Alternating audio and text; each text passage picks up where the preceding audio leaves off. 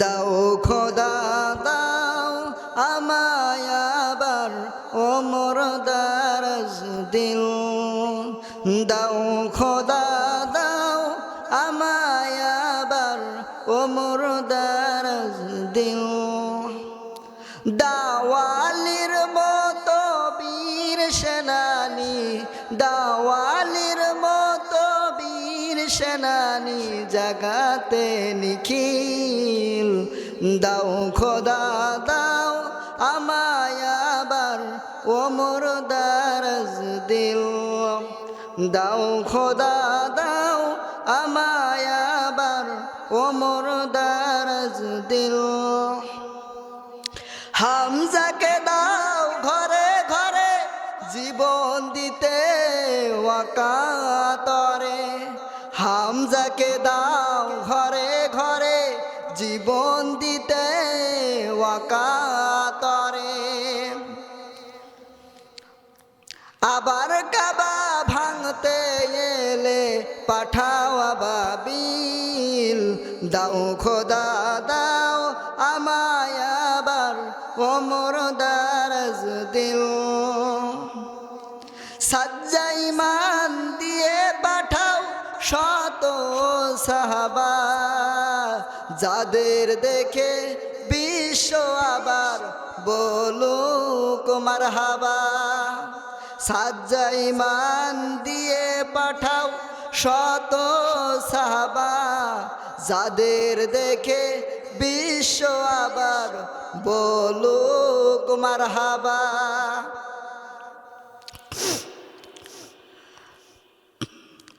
আবার পাঠাও আবু বকর ফিতনা ফাসাদ আসুক সমন।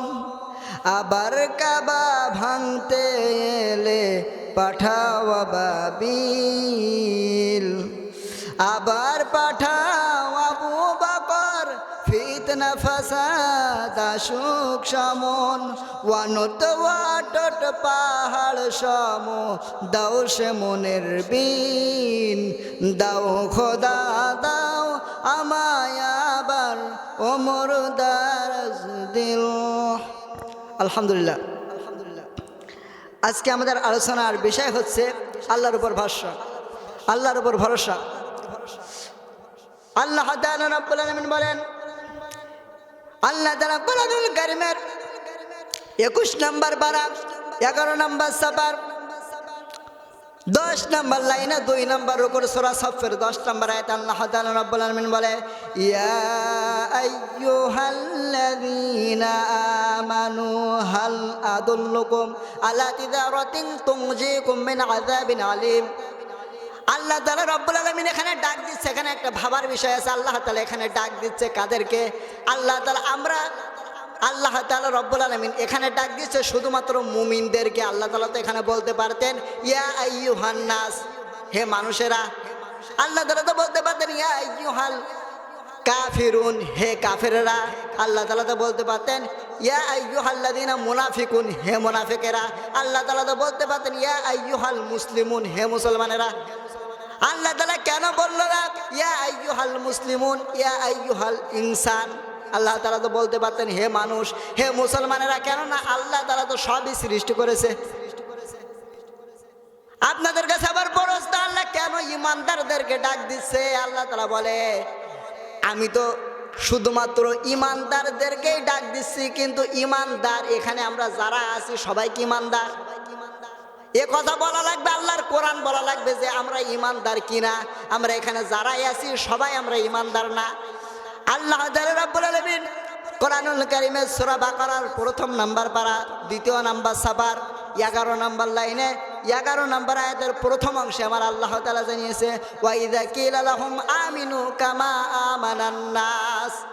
আল্লাহ বলে দেশের মানুষেরা, জনপদের মানুষেরা যেভাবে ঈমান এনেছে ওইভাবে না।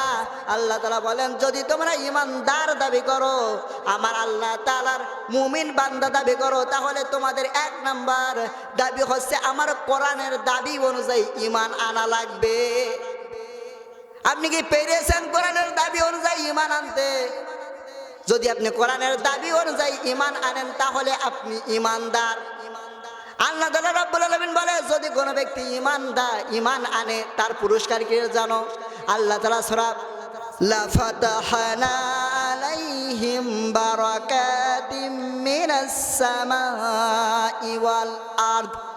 আল্লাহ তাআলা বলে আসমান এবং জমিনের ভিতরে যতগুলো বরকতের দরজা আছে, লা ফাতাহনা আলাইহিম বারাকাতিম মিনাস সামাই ওয়াল আরদ, আমি আল্লাহ তাআলা রব্বুল আলামিন আসমান এবং জমিনের ভিতরে যতগুলো বরকতের দরজা আছে সবগুলো আমি আল্লাহ তাআলা রব্বুল আলামিন নিজে কুদরতি হাতে খুলে দেব।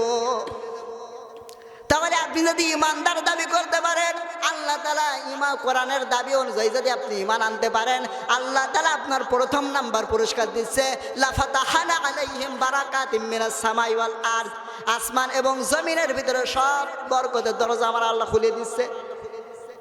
এবার আসেন বাস্তবতায়, আল্লাহ তাআলা ১৫০০ বছর আগে কোরআনের ভিতরে বলে দিয়েছে, আর সৌদি আরবের মানুষরা এটা মেনে নিয়েছে, এই জন্য ওরা পাহাড় খুঁড়লেই পায় স্বর্ণের খনি, তেলের খনি। আর বাংলাদেশের মানুষ পাহাড় খুঁড়লেই পায় আমার মনে হয় পায়খানার খনি। কেননা সৌদি আরবের মানুষ, ওদের ঈমান যতটুকু আছে কোনো ভেজাল নেই, আর বাংলাদেশের মানুষের ঈমান যতটুকু আছে তার চেয়ে বেশি ভেজাল বেশি। আমরা যদি এই আয়াতটা ১৫০০ বছর না ১০০ বছর আগেও যদি আমরা এই আয়াতটা মেনে নিতাম, তাহলে আমার মনে হয় আল্লাহ তাআলা আমাদের বাংলার জমিনে ইসলাম কায়েম করে দিত, আর আমাদের জন্য আল্লাহ তাআলা আসমান এবং জমিনের সকল বরকতের দরজা খুলে দিত। ভাইরা আমার, বন্ধুরা আমার, আল্লাহ তাআলা কেন আমাদেরকে দিচ্ছে না? এর বাস্তব প্রমাণ হচ্ছে আমাদের বাংলাদেশে এখনো ইসলাম কায়েম হয়নি, আর বাংলাদেশের বেশি অংশ মহিলারা যায় আগে বাবার মাজারে। কিন্তু আমাদের যে আসল পীর যে বাড়িতে পড়ে আছে, ওই পীরের কোনো খোঁজ নেয় না। যে মা আপনাকে 10 মাস 10 দিন গর্ভে ধারণ করলো,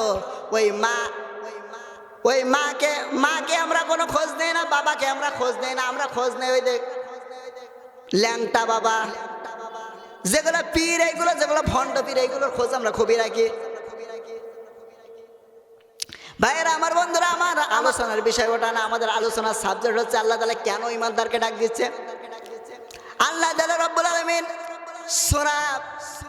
আল্লাহ তাআলা রব্বুল আলামিন কোরআনুল কারীমের 28 নম্বর পারা 11 নম্বর সাবা 10 নম্বর লাইনে 2 নম্বর রুকুর সূরা সফের 10 নম্বর আয়াতে আল্লাহ তাআলা প্রথম আয়াতে না দ্বিতীয় নম্বর শব্দে আল্লাহ তাআলা ডাক দিচ্ছে, হাল আদুল্লুকুম, আমি ব্যবসা করতে চাই, আলা তিজারাতিন তুনজিকুম মিন আযাবিন আলীম, আমি ব্যবসা করতে চাই মুমিনদের সাথে। আর ব্যবসা করতে চাই কেন জানো? আমি আল্লাহ তাআলা রব্বুল আলামিনের সাথে যদি তোমরা ব্যবসা করো, তাহলে তোমাদেরকে জাহান্নামের আগুন থেকে আমি আল্লাহ তাআলা বাঁচিয়ে দেব। তাহলে আমরা এখানে যারা ঈমানদার দাবি করে বসে আছি, আমরা যদি আল্লাহর সাথে ব্যবসা করতে চাই, এবার আল্লাহ তাআলাকে আমরা বললাম, আল্লাহ আমরা তোমার সাথে ব্যবসা করব কি করে? আল্লাহ বলে, বান্দারে, পৃথিবীতে একজন পার্টনার আরেকজনের সাথে ব্যবসা করতে গেলে, আমারও 5 লাখ টাকা আছে, আমার বড় ভাইয়েরও 5 লাখ টাকা আছে, উনি যদি আমার সাথে পার্টনারশিপ করতে চায়, ওনারও 5 লাখ দেওয়া লাগবে, আমারও 5 লাখ দেওয়া লাগবে। কিন্তু আমার বড় ভাই যদি 10 লাখ দেয়, আর আমি যদি বলি ভাই 5 লাখ নেন, পার্টনারশিপ হবে? আল্লাহ তাআলা বলে, বান্দারে, তুই যদি আমি আল্লাহর সাথে ব্যবসা করতে চাস, তোর টাকা পয়সা অর্থ সম্পদ ধন দৌলতের কিচ্ছু দরকার নেই, তোকে আগে ঈমান আনা লাগবে। তাহলে ঈমান আনলেই আমরা আল্লাহর সাথে ব্যবসা করতে পারছি? আল্লাহ তাআলা বলেন না। আল্লাহ তাআলা পরবর্তী শব্দে আবার জবাব দিচ্ছে, আল্লাহ পরবর্তী আয়াতে আবার জবাব দিচ্ছে, তুমিনুনা বিল্লাহি ওয়া রাসূলি, 1 নাম্বার শর্ত হচ্ছে তোমরা আমি আল্লাহ এবং আল্লাহর রাসূলের উপরে ঈমান আনো। আল্লাহ তাআলা বললেন, দ্বিতীয় নম্বর শব্দে আল্লাহ তাআলা আবার জবাব দিলেন। আল্লাহ তাআলা বললেন, তুমিনুনা বিল্লাহি ওয়া রাসূলি ওয়া তুজাহিদুনা ফি সাবিলিল্লাহ, তোমরা আল্লাহর রাস্তায় জিহাদ করো। আর এখন আমরা যুদ্ধের কথা শুনলে আর ফিরে আসি, আল্লাহর দিন তো কায়েম করার কথা, আর আমরা দিন কায়েম না করে আমরা এই দিনকে আরো পৃথিবীর জমিন থেকে কিভাবে বের করে দেওয়া যায় এই চিন্তাটা আমরা আছি। কিন্তু আল্লাহ তাআলার দিনকে আমরা এই বাংলার জমিনে যদি আল্লাহর দিন কোরআন প্রতিষ্ঠিত করতে পারি, তাহলে আমরা নিজেদেরকে ধন্য মনে করব। ভাইয়েরা আমার, বন্ধুরা আমার, আল্লাহ তাআলাকে আমরা বললাম, আল্লাহ তাআলা কেন আপনি আমাদেরকে জাহান্নামের আযাব থেকে বাঁচিয়ে দিতে চান? আল্লাহ তাআলা বললেন, বান্দারে এই পৃথিবীর জমিনে আল্লাহ তাআলা রাব্বুল আলামিন বলে, বান্দা আমি তোমাদেরকে কেন জাহান্নাম থেকে বাঁচিয়ে দিতে চাই জানো? কেননা এই দুনিয়ায় তোমার মা তোমাকে 10 মাস 9 দিন গর্ভে ধারণ করার পরে ডাক্তার যখন বলে 2 জন থেকে যে কোনো একজনকে বাঁচানো যাবে, এই কথা শোনার পরে তার মা ডাক্তারকে বলে, ডাক্তার আমি এই পৃথিবীর জমিনে সব নাজ নিয়ামত দেখেছি, কিন্তু আমার যে পেটের মানিক, পেটের সন্তান, এ তো দেখে নাই।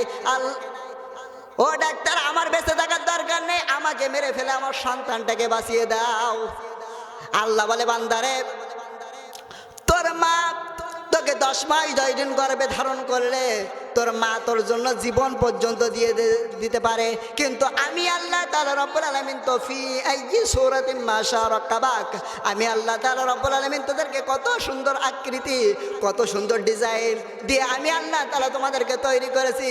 আর আমি আল্লাহ তাআলা রব্বুল আলামিন এই আকৃতি, এই সুন্দর চেহারা দিয়ে আমি আল্লাহ তাআলা আমি আমার আদরের বান্দাদেরকে আমি কেমন করে জাহান্নামে দেব? তাহলে আপনাদের এটা বুঝে এসেছে যে আল্লাহ কেন আমাদেরকে জাহান্নামে দিতে চান না। এবার আসেন, আল্লাহ তাআলা আমাদের প্রথম উদ্দেশ্য ছিল, আমাদের প্রথম আলোচনার বিষয় ছিল আল্লাহর ভয়, তাকওয়া। আল্লাহ তাআলার ভয় যদি কোনো মানুষের থাকে, ও কি করতে পারবে না। আর আল্লাহর উপরে ভরসা যার থাকবে, সে জীবনে কখনো কোনোদিন আমার মনে হয় খারাপ কাজ করতে পারবে না। আল্লাহ তাআলা রাব্বুল আলামিন বলেন, যদি কোনো মানুষ কখনো কোনোদিন খারাপ কাজ করতে পারবে না যার উপরে আল্লাহর ভয়, আল্লাহর তাকওয়া, আল্লাহর বিশ্বাস থাকবে। দেখেন, একটা মেয়ে আপনাকে জিনা করার জন্য ডাকছে, কিন্তু আপনি ওটা না হয়ে আপনি ওই কাজে না গিয়ে আপনি আল্লাহর ভয়তে, আল্লাহকে ভয় করে চলে আসলেন, এটার নামই হচ্ছে তাকওয়া। একটা হাদিস পড়ছিলাম হযরত ওমরের জামানায়। হযরত ওমর রাদিয়াল্লাহু তাআলা আনহু, মক্কায় সব জায়গায় আইন জারি হয়ে গেছে মদের বিরুদ্ধে আইন জারি হয়ে গেছে।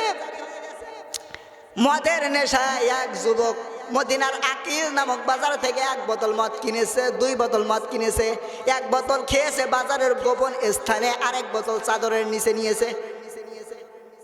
বাড়ি আসতে আসতে পাহাড়ের কল গেছে, সন্ধ্যা লেগে গেছে। পেছন দিক থেকে কে যেন ডাক দিচ্ছে, এই বেটা দাঁড়া। ও মনে মনে চিন্তা করছে, এটা পৃথিবীর কোনো সাধারণ মানুষ না, এটা হচ্ছে আমার দেশের খলিফা হযরত ওমর। হযরত ওমর রাদিয়াল্লাহু তাআলা আনহু বললেন, তোমার হাতে কি দেখি? বলে, আমার হাতে দুধ একটু গরম আছে, এই জন্য চাদর দিয়ে ঢেকে নিয়ে যাচ্ছি। হযরত ওমর বললেন, কই দেখি, দাও দেখি কেরাম গরম। এই চাদরের নিচ থেকে দেবে কতটুকু সময়? এর মধ্যে আমার আল্লাহকে ডাক দিয়েছে, আল্লাহ আজকে যদি ওমরের হাত থেকে আমাকে বাঁচিয়ে দিতে পারো, তাহলে আমি আর কখনো কোনোদিনও মদ খাবো না। হযরত ওমর রাদিয়াল্লাহু তাআলা আনহুর হাতে দেবে চাদরের নিচ থেকে কতটুকু সময়, এই সময়ের ভিতরে আমার আল্লাহকে মন থেকে ডাক দিয়েছে। হযরত ওমর রাদিয়াল্লাহু তাআলা আনহু হাতে নিয়ে দেখলেন গরম এবং দুধেরই বোতল। হযরত ওমর হাতে নিয়ে বললেন, নাও, এই তো দুধের বোতল গরম আছে, নাও। ও তো অবাক হয়ে গেছে, কি আমি তো দিলাম মদের বোতল, আবার দুধের বোতল আসলো কোথা থেকে? ও যখন দেখলো হ্যাঁ ওটা দুধেরই বোতল, তখন খলিফা হযরত ওমরের পা ধরে বলল, খলিফা আমি কিন্তু 2 বোতল মদ কিনেছিলাম, 1 বোতল বাজারের গোপন স্থানে খেয়েছি, আর 1 বোতল চাদর দিয়ে ঢেকে নিয়ে যাচ্ছিলাম বাড়ি গিয়ে খাবো, কিন্তু আপনার এই হুঙ্কার দেখার পরে আমার মাতলামি ভালো হয়ে গেছে। আপনার এই হুঙ্কার দেখার পরে আমার মাতলামি ভালো হয়ে গেছে। আপনি যখন বললেন যে কই দাও দেখি দুধ কেমন, তখন কিন্তু আমার মন পাল্টে গেছে।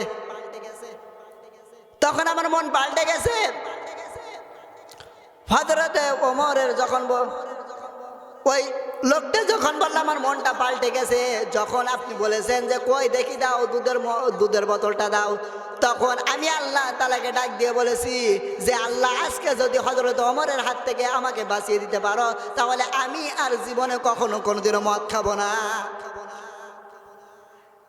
ও খলিফা, আজ যে আল্লাহ তাআলা রব্বুল আলামিন আমার মদের বোতলকে দুধে পরিণত করে দিয়েছে, ওই আল্লাহর নামে কসম করে বলছি আমি জীবনে কখনো আর কোনোদিনও মদ খাবো না।